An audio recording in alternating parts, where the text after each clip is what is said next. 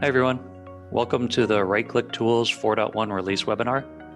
My name is Chris Muster, I'm the CTO here at Recast Software, and today I'm joined by Mark Godfrey, one of our senior software engineers and specifically one of the developers responsible for a number of the features we're going to show off today. He's going to be taking us through some of those new features in 4.1. We're also joined by Brian Dam, another senior software engineer, and he's going to be handling all of the Q&A during the webinar. If you do have a question, please use the Q&A button in the Zoom application.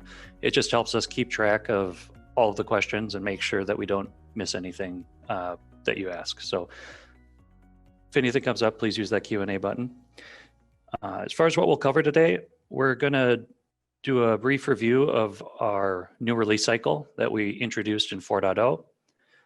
Then Mark is going to give us a demo of all of the new features that we released in 4.1.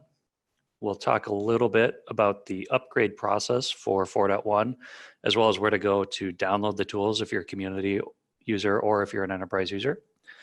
And at the end, we're going to leave a bunch of time for extended Q&A. So for the new release cycle, I mentioned we moved to this during the 4.0 release. We moved to a monthly release cycle where we were doing new releases once per month. These new releases included bug fixes and feature releases. And by no means do we expect everyone to update every month. We mostly do these to make sure that we can move quickly and get feedback from new code as quickly as possible. If you do want to upgrade to the newest version every month, you can enable bug fix notifications inside of your configure recast RCT window. Or if you're on Recast Management Server, you can enable those bug fix notifications inside of the Recast Management Server web UI as well. But as I said, we don't expect folks to upgrade every month. It's more for people who are really excited about a new feature that we're working on, or if you've reached out to support and we found a bug and we think we fixed it, we might point you at that new bug fix release. Our quarterly releases are more of our dot releases. So 4.1 is our first quarterly release after moving to this new kind of release schedule. And basically they're a roll-up of the last 3 months of releases. And you can enable the normal update notifications in the console or inside a configure recast RCT or recast management server in order to get notified when we release new versions of the software. I think we did our notification just last week, so you probably saw something like that. One other minor tweak to this release cycle, we introduced a new versioning scheme with 4.1. So we're now using more of a Microsoft style for the versioning. So we have 4.1.1912 is our 4.1 release, and our January update will be 4.1.2001. Just something to keep in mind. We felt it would make it easier for us to track who's using which versions and hopefully help with some support stuff too. So moving on, now Mark is going to introduce all of the features that we have for 4.1 and give us a quick walkthrough of some of those features. All right, so we're going to open up by talking about our remote software center tool. I'd like to step back for a second and discuss MMS Jazz. We were actually out in New Orleans in December, talking about our tools and whatnot during our product session because we sponsored. One of the things we did there is we actually held a little part of the session allowing users to vote on various feature requests they wanted, and the remote software center was the #1 requested item. And so here we are. It was actually about a month later we made this thing available, and now we have it. Keep in mind, even though we released this early January, we've already actually made a few iterations on it. I believe our January monthly release just got put up on the website yesterday. And then actually even today before this session, I started working on adding some additional features to this thing. So if you have any ideas for this, by all means, let us know. Towards the end of this webinar, Chelsea is going to show you our feature request page and how to utilize that. It's still fairly new, so we're still trying to push everyone towards this, but we really want to see your feedback on this and all your requests, because we make these tools for you guys. So I'm opening this up now.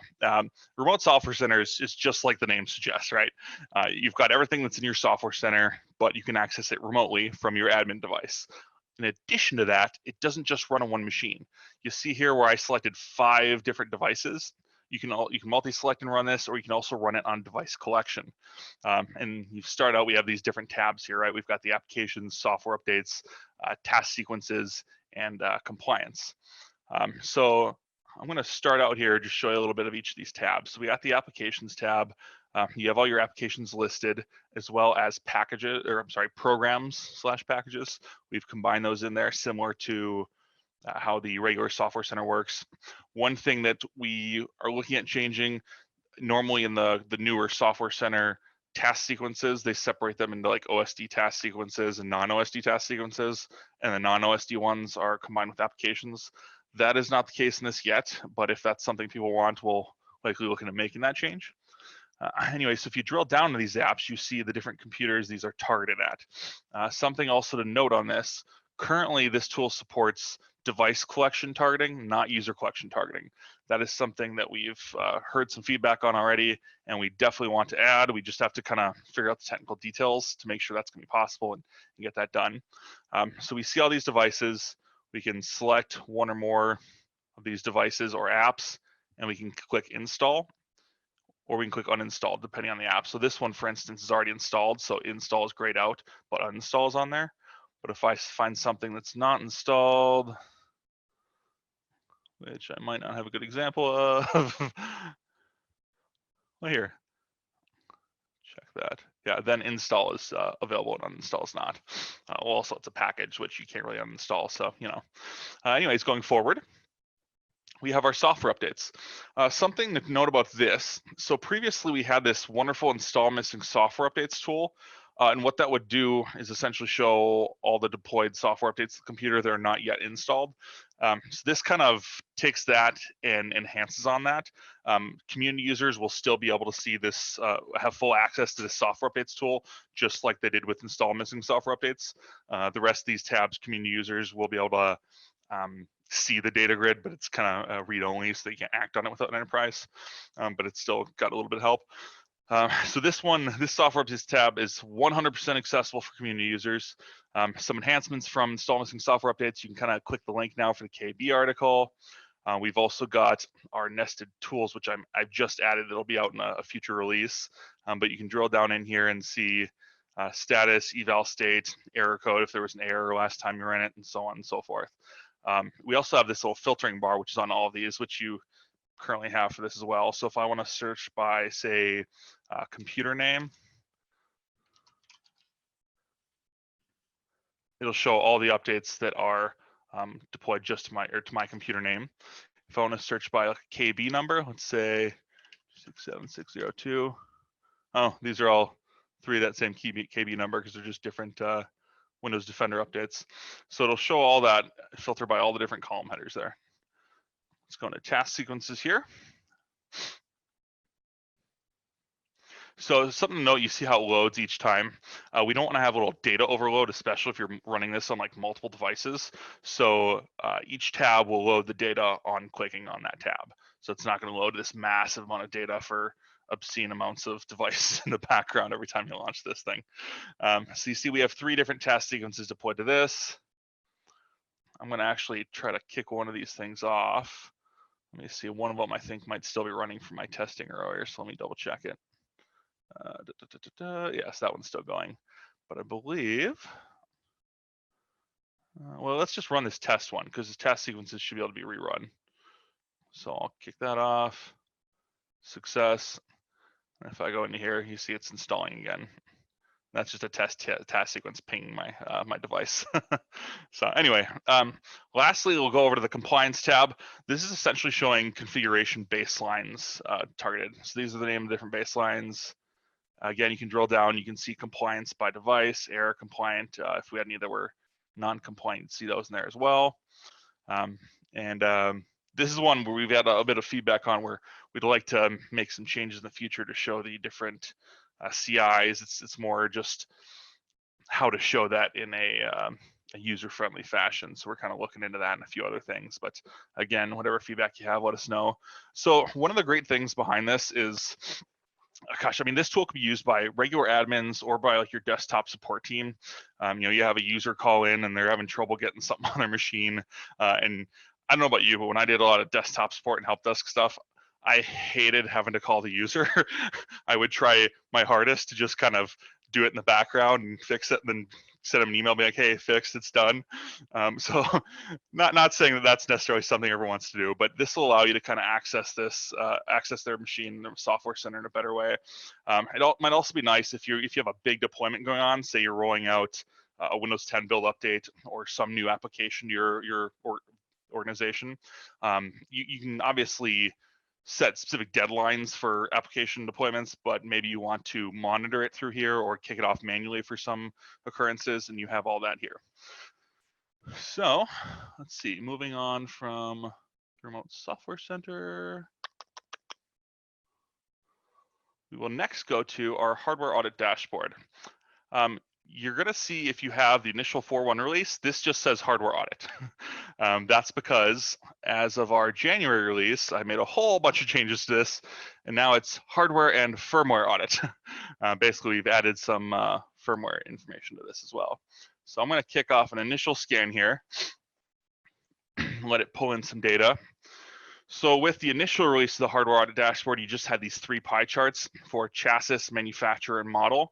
And what we've done with this firmware one is we made a few changes. One, you have 3 different new data columns here. You have UEFI status, enabled or disabled, secure boot status, the same, and then BIOS version. You'll see these 090007s, those are all Azure VMs that put that for their BIOS version for some reason. You can also do nested filtering, and that's it there in the initial hardware one. Basically, it makes it so that each subsequent pie chart filters off the previous one. But now something we've changed is we've added the ability to dynamically select up to 6 different charts. So you've got the 3 basic ones, and then you can add UEFI, secure boot, and BIOS version. And it'll scroll if you add 6 charts. You don't necessarily need, you can select 1 through 6. You can also drag and drop these to reorder these things. So if you're wanting to do the nested filtering, you can nest it in the right order you want.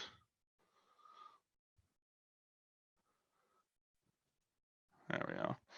So there are a lot of useful cases for this. So the initial thoughts behind the hardware dashboard before we added the firmware information was 2 big use cases. One, hardware refresh time. Say you're on a 3 or 5 year, whatever life cycle you are for your products, and you want to know what's out there that's going to need to be replaced. It's nice to kind of surface that info. 2, Windows update build time. A lot of you know when you update your Windows or your Windows 10 builds, for instance, say you're planning on going to 1909, you want to get all the BIOS updates done beforehand. It's nice to see what models you have to account for that. Well, the firmware info makes that even easier. You could, for instance, for charts, let's just remove a bunch of these and select a few of them only. Actually, take it back. I'll leave that one. I want manufacturer, model, and secure boot status. So unfortunately, we only have a bunch of VMs in this environment, so it's not as robust as say you might have, Dell, HP, Lenovo, so on and so forth. But we'll select that, the model. I meant to select BIOS version. Excuse me. And then you can see all the different models and what the different BIOS versions are for that unique model, so you can plan for your updates. And then if you already have that BIOS update deployed, you could always launch the Remote Software Center from here and kick it off if you wanted to. So you're all set with that. Let's see here. So next we're going to move on to the LAPS dashboard. I don't know how many people have LAPS in their environment. For those who are not familiar with LAPS, it's a Microsoft tool. I'm not sure on the licensing. I think if you have an EA, it's generally included, or maybe it's a software assurance thing. But anyways, it stands for Local Administrator Password Solution. And what it does is it helps you manage your local administrator password by dynamically changing this password and making it easy for you to access that when needed. So how it works is there's a little client that you have installed on the device. You have some group policy settings you target towards it that say how often to change the password, how long you want the randomized password to be, some complexity requirements. And then you have the attribute stores the password and the the password last change date store in 2 custom attributes in the Active Directory objects. So initially this dashboard just had that left pie chart where it showed whether or not there was a lapsed password stored in that attribute in Active Directory. And while that's great and certainly very useful, it doesn't really cover all the scenarios. For instance, if I click on computers with lapsed password and show all those devices, and then I sort by lapsed password, last set, I can see, hey, this password hadn't been updated in a year and a half. So that tells me that there's something broken with LAPS on this machine. It could be that the LAPS client's missing. It could be that, actually that's the one I want to look at there. It could be the client's missing. It could be that somehow group policy targeting got messed up, and there are numerous possibilities there. So what we can do is we can go into this and we can see LAPS client install state. It's pulling this data from hardware inventory. So what you'll see is computers with a 64-bit LAPS client installed. If you had any computers with a 32-bit LAPS client in your environment, you'd see that as well. No LAPS client installed, and then unknown is basically devices that don't have hardware inventory data for them. For this, these are mostly stale devices we have. So I'll click on, say, computers with the client installed. And if I see, hey, these computers have the client installed, but no LAPS password set, well, that probably means there's a group policy targeting issue going on. So it helps you kind of troubleshoot these issues. Furthermore, there's another tool which we can launch from here or elsewhere to retrieve that LAPS password. Let me pick one that I'm pretty sure has a LAPS password, like one of these.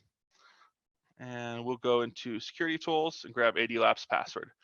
This has changed quite significantly. So before the UI was a little goofy. It was kind of borderless and it wasn't really a great UI. So it's a slightly better window here. You can see the password. You can always copy and paste this. You see the expiration. Something we added more recently where you can optionally expire the LAPS password in X number of hours. So say you need to hand this password out to, I don't know, a service desk tech or something, but you don't want to give them the keys to the thing forever. So I'm going to have this expire in, say, 2 hours.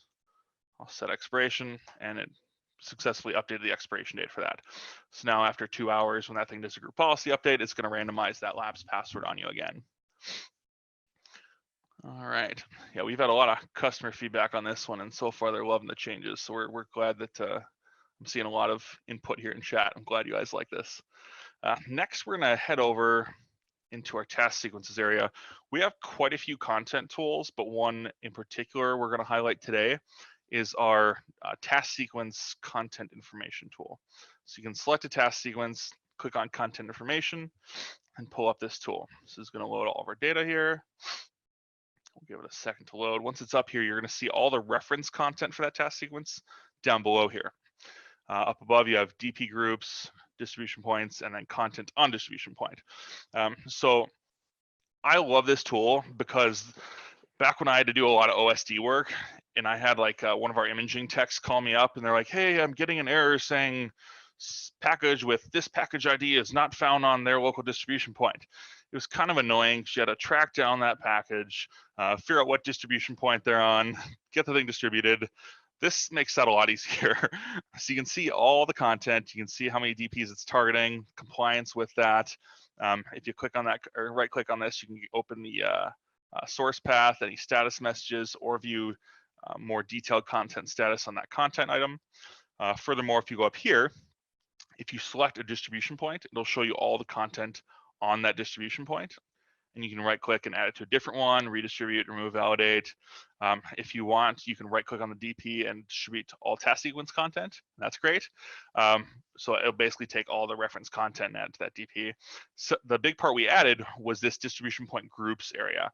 We didn't support that before, and that was always something none of us really liked because honestly, how many of us target DPs directly? Because if you ever have to replace or add a distribution point, you don't want to have to redistribute all this stuff to, however many distribution points. So you just add to the group and it automatically takes care of that. So likewise, you can right click on a group and distribute all the task sequence content to that group. And if you click on the DP group, it's going to dynamically update the distribution points field with whatever DPs are in that group. We also have a built-in show all, so if you want to see all your distribution points, whether or not they're in a group, it's a little easier to see those. And then you select the DP and it updates that as well on the right. All right. So lastly, we're going to actually show you a tool we've had for a while, but not a lot of people realize we have apparently. That's one of our biggest problems, I think, is we have a lot of tools and a lot of people don't know some of them exist. So if you go over to your security scopes area under the administration, I think it's called a Wonder Bar, and then we'll right click and we'll go into change security scopes. So depending on the size of your organization, you may or may not be using strict role-based administration within Configuration Manager. But generally, if you're a larger org, you probably are. But the problem is if you're, say you started as a smaller org, you matured, and you're deciding at some point, hey, I want to implement this, so I need to start making scopes and assigning it. The problem with that is you can only individually assign items or objects to a security scope one at a time, and that's a giant pain to do. So this will let you kind of do that in bulk and mass if you want to change or implement some more advanced RBA for the first time. So if you go under type, it'll have all these different object types here. For this, I'll select, say, applications. Let me give it a second to update the applications here. And then we'll select a scope. So here's this test scope I made. All right. So it's going to show me all the applications here and whether it's in the scope or not in the scope. And I can add or remove it by selecting some apps and then just using this button. Do you want to add these items? Yes, I do. So give it a second to do its business and successfully added. And then it'll refresh and you'll see them on the in scope there on the right side. So if you've ever thought about implementing more advanced role-based administration and using some scopes, but really didn't want to spend days and days and days doing the tedious work of reassigning all these objects to a scope, this can make what could potentially, depending on the size of your environment, be days of work, take a matter of minutes. So I actually love this tool, and I want to make sure everyone knows about it because it's one of my favorites. So now we are going to move on to Chris, who's going to show us a little more about how our customers, I think he's going to talk about the installers and then how our customers can get the new version. And I believe for this, I'm going to stop sharing and they will take over from here. Thanks, Mark. That was great. For enterprise customers, you can go into Portal, which is at portal.recastsoftware.com, and use your portal credentials to get at the download page. And everything 4.1 is in the 4.x releases section. We have a screenshot of it here.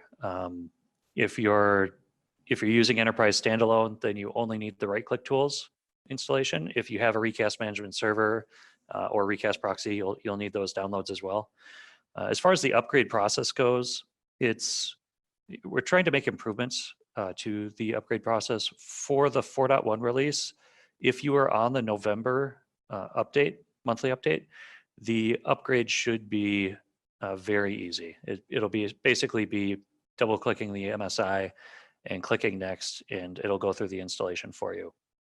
If you're on a version that's before the November release, you're going to get reprompted for some things, right? If you're upgrading recast management server, you'll get reprompted for your SQL configuration. If you're upgrading your right-click tools, you'll get reprompted for your community versus enterprise versus standalone options. But once you're on this 4.1 release, future upgrades should get quite a bit easier. One other thing I want to mention, with 4.0, we launched kind of a very new recast server, and a couple of our customers hit a Windows authentication bug in recast server. We think we've fixed that in 4.1. So we thought we had fixed it in the November release. We ended up having a couple of extra issues with Windows Auth, but I think with 4.1 we finally fixed all of the Windows authentication related bugs. So if you're a customer and you've tried recast management server in the past and have had this issue, please try upgrading to 4.1. and see if it helps. And we're more than happy to help you out on getting that upgraded and tested in your environment if you would like that. And one last thing I want to mention, we did move to .NET Core 3.1 for Recast Management Server in our 4.1 release. So you will need to upgrade to .NET Core 3.1 if you choose to go to Recast Management Server 4.1. This is now an LTS release of .NET Core, so we shouldn't need to update it for quite a while now. And in fact, I think Microsoft has said the next .NET release is going to be in November. So I think we'll be good on .NET releases for almost a year now. So this should be the last time we ask you to upgrade for a while. All right, now Chelsea's going to take us through some of the community download stuff and extra resources on our website. Great, thanks so much, Chris and Mark. So for community users who want to download the latest release, you can go to recastsoftware.com and in the upper right corner, select Download Tools. And that'll bring you to a form that you then fill out, and you'll receive an email with the link that will then kick off the download process. So with the download, you will get to try the full Enterprise Edition for 30 days. And that's assuming you did not already receive a 30-day trial with the 4.0 release. And after that 30-day trial, you will be downgraded then to the community or free edition. And you saw some of the new tools within Enterprise today, but there are over 80 tools within the Enterprise paid version, including several security and compliance dashboards and a full automation platform. So a couple more items on the website to note before we move on to the MMS MOA giveaway. We have several resources. If you haven't checked out our doc site, we have several deep dives with screenshots on all of the community and enterprise tools, along with installation instructions as well. So a great resource.